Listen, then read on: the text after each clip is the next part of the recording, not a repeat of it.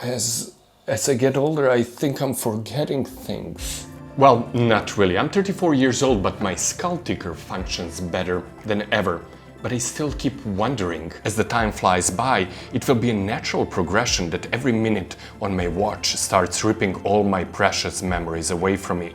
The day I learned how to read, memories of my wedding, all the books I read, all the books I wrote. Is there any way that I can protect my precious memories as a complex mass of neurons in my head decay?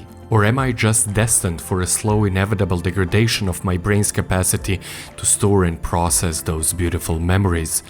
What will happen with all those amazing probability theory theorems that I patiently studied? Or with the quotes from immortal novels that I'm unselfishly sharing with you here on this show? Don't worry, science has an answer for everything. Because in this episode, we're going to ask leading neurologists what are 7 easy tips how to prevent memory loss, how technology plays a really big role in our neurological decay, what reading great novels has to do with everything, and why playing games is crucial. Because this is Fabric of Life, a show where we try to combine art and science to answer humanity's most difficult questions. And we use everything from computational algorithms to classical art, from amazing historical and archaeological findings to great novels. I'm your host, Vladislav Radak. I'm a writer and mathematician, and this week's question is relatively simple. How to protect our memories? Let me take you inside my head on an adventure.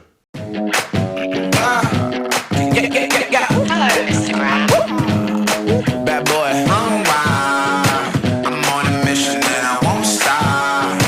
No destination. As you can imagine, as a guy with a lot of free time on my hands and passion for performing arts, I joined recently a theater group. And rest assured, after a couple of weeks, I was entrusted with Shakespeare's famous Hamlet soliloquy. To be or not to be? That is the question. Is it more noble to put up with all the difficulties that life throws our way? Now, don't get me wrong, I had no problem performing almost 5-minute monologue. I memorized every word by practicing for almost 3 weeks using advices professional gave to me. But now, 1 month after the performance, I don't remember any of it. Not the stage, not how it went, not even the audience, not even the applause. Maybe there was no applause. This made me worried a bit and dropped me into a gaping hole of internet investigation. Am I losing my ability to preserve the memories as I age? The answer is unfortunately yes. As we age, our memory declines. This is a built-in assumption for many of us, but according to the latest science, it can be prevented.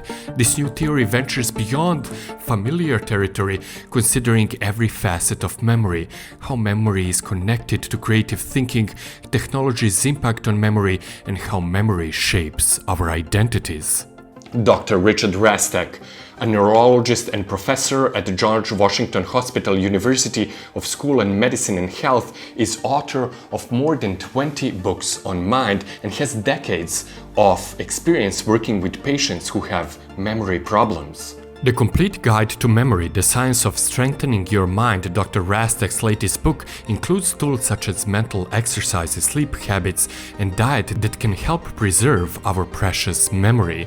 His work focuses especially on working memory, which falls between immediate recall and long-term memory, as it's tied to intelligence, concentration, and achievement. According to Dr. Rastak, this is the most critical type of memory, and exercises to strengthen it should be practiced daily. But bolstering all memory skills is key to avoiding later memory issues. Long story short, if you practice your brain now, you will be able to avoid significant memory decline. Memory decline is not inevitable with aging, Dr. Rastak argues in the book. Instead, he points to 10 sins or stumbling blocks that can lead to lost or distorted memories. 7 were described by the psychologist and memory specialist Daniel Lawrence Schachter: sins of omission, such as absent-mindedness, and sins of commission, such as distorted memories. To those, Dr. Rastak added 3 of his own: technological distortion, technological distraction, and depression. Here are his tips on developing and maintaining a healthy memory. Tip number 1 is, of course, pay more attention. You see, some of the memory relapses are actually attention problems and not memory problems. For instance, if you've forgotten the name of someone you met at a cocktail party, it could be because you were talking with several people and didn't properly pay attention when you heard it. This happens to me all the time, but how to solve it? Well, there are many great and creative solutions. I actually did a whole episode about using Sherlock Holmes' technique to memorize really complex sequences. I even went to the park and dropped my bag on purpose to make a great mind experiment. I will definitely link this episode down below so you can watch it later. Tip number 2, find regular everyday memory challenges. There are many memory exercises that you can integrate in your everyday life. Dr. Rastak suggests composing a grocery list and memorizing it. When you go to the store, don't automatically put out your list or your phone. Instead, pick up everything according to your memory. Try to see what's in your mind, and you will see how neurons are sparking and some or the most of your list comes to your mind. Next time, try to do it even better than before. Of course, consult your list at the very end. If you're not going to the store, try memorizing a recipe. The latest scientific findings suggest that frequent cooking is actually a great way to improve your working memory. Once in a while, get in a car without turning on your GPS and try to navigate to the streets from memory. A small 2020 study suggested that people who use GPS more frequently over time showed a steeper cognitive decline in spatial memory 3 years later. Tip number 3 is play more games. Games like bridge or chess are great for our memory, but so are simpler games, said Dr. Rastak in his latest work. Here is the idea for a simple one called 20 questions. A group or a single person thinks of a person, place, or an object, and the other person, the questionnaire, asks 20 questions with yes or no answer. Because to succeed, the questionnaire must hold all the previous answers in memory in order to guess the correct answer. But my favorite one that I can play with myself is called film trivia. And it goes like this: you need a pen and a paper, and later we will see why pen and a paper are so important. And then I try to remember some of my favorite directors and to write down all the movies they did from the last one to the first one. So it will go like this. For example, for Christopher Nolan, it would definitely be The Oppenheimer, that is the movie that is still in production, so it's still not out yet. Before that it was Tenet, and before that it was Dunkirk, that was the war movie, and before that it was Interstellar, this kind of science fiction movie, and before that it was Inception, or maybe Inception was in between one of those two or one of those 3 Batman movies. Obviously before Batman movies there was like this thing with magicians, how it was called, not a duel, I forgot, but then at the very beginning it was Memento, if we're not thinking about his graduation movie that was called Following, and after Memento that was this Insomnia movie that was not that great, but Al Pacino was great in that. You see where this is going. Among Dr. Rastak's 3 newly discovered sins of memory, 2 of them have something to do with the technology.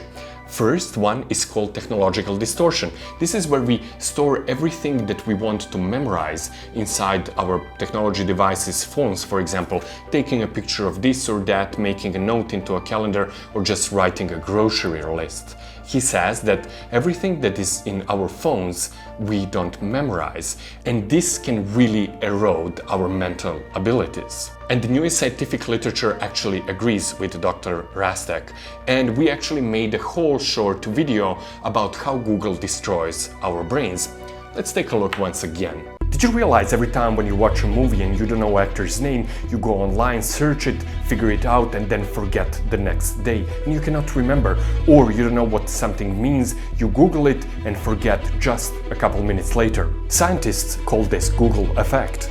The Google effect suggests that the digital world is changing the way we think. We are less likely to digest or deeply encode information and instead only remember that we can always Google it. However, the Google effect is only new in its digital form, but our tendency not to remember information that we know we can access somewhere else is not a novel phenomenon. There was this great study where participants went on a guided tour of art museums and were given instructions to observe some objects and maybe take photographs of other objects. Results showed that participants were significantly worse at remembering the names and details of objects that they had photographed compared to those that they had observed. You want a simple solution? Pen and paper works every time.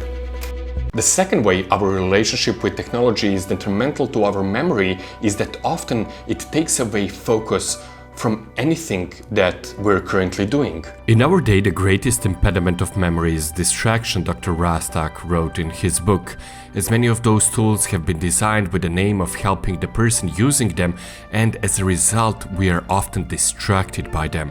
People today can check their email while streaming Netflix, talking with a friend, or walking down the street.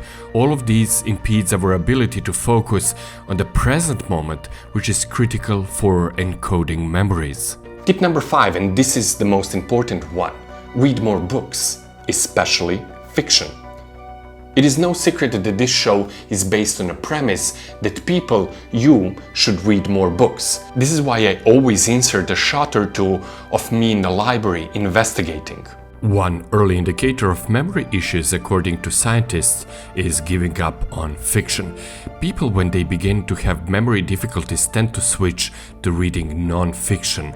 They say, over the decades of treating patients, Dr. Rastak noticed that fiction requires active engagement with the text, starting at the beginning and working to the end. It is as simple as this. If you want to know what a character did at page number 176, you definitely need to know what that character did on page 13. But if you wrote one novel, you need to keep even more stuff memorized. And without a doubt, the most important takeaway from all these findings is that you need to work with mental professionals if you require one. Your mood plays a big role in what you do or do not remember. Depression, for instance, can greatly decrease memory. Among people who are referred to neurologists for memory issues, one of the biggest causes is depression. Your emotional state affects the kind of memories you recall.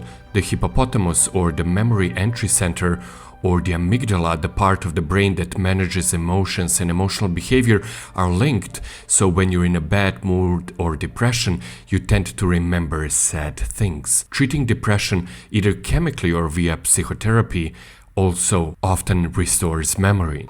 In the end, I told you something that you already knew. Use less technology and read more great books. Less screen time and more time with friends and family, maybe playing games. And you're probably going to say, yeah, whatever, I don't care. But don't forget, ultimately, we are what we can remember.